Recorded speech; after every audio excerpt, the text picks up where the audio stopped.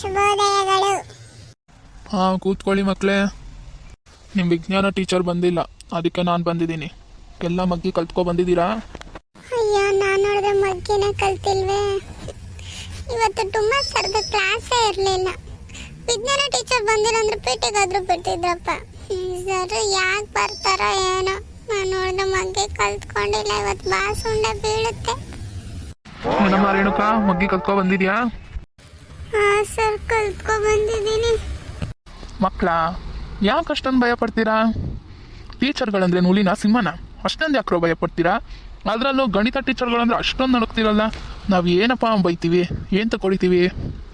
ಒಳ್ಳೆ ವಿದ್ಯಾವಂತ ಆಗಲಿ, ಸಮಾಜಕ್ಕೊಂದು ಒಳ್ಳೆ ಮಾದರಿಯಾಗಿ ನಿಂತ್ಕೋಬೇಕು ನೀವು.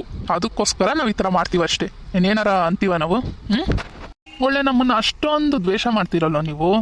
ಅಷ್ಟೊಂದು ಭಯ ಪಡೋದು ಯಾಕೆ, ಅಷ್ಟೊಂದು ದ್ವೇಷ ಮಾಡೋದು ಯಾಕೆ?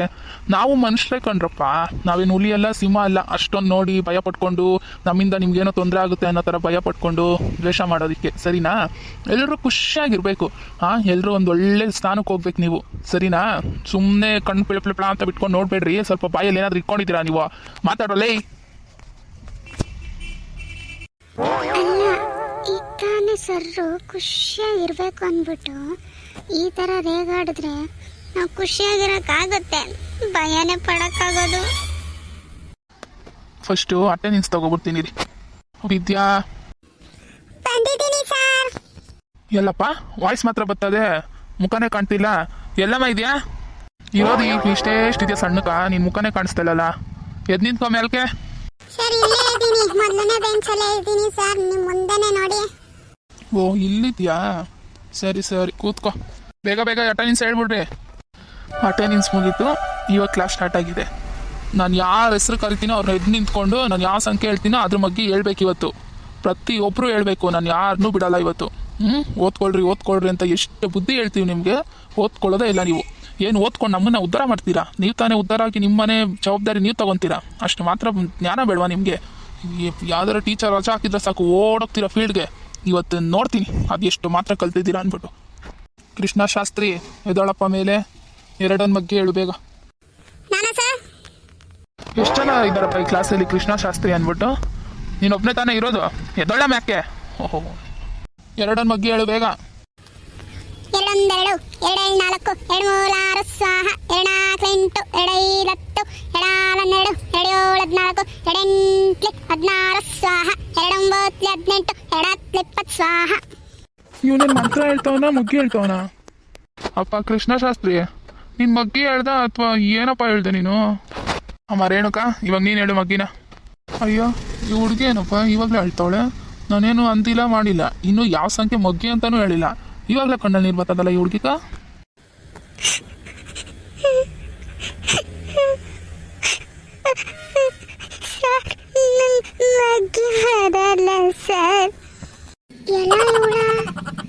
ಏನಪ್ಪ ಇವಳು ಹತ್ಕೊಂಡು ಸುಮ್ಮನಾಗ್ಬಿಡ್ತಾಳೇನೋ ಇವಳು, ಏನು ಹೇಳೋದೇನೋ. ನಾನು ಇದೇ ಥರ ಡವ್ ಮಾಡ್ತೀನಿ ಇರು.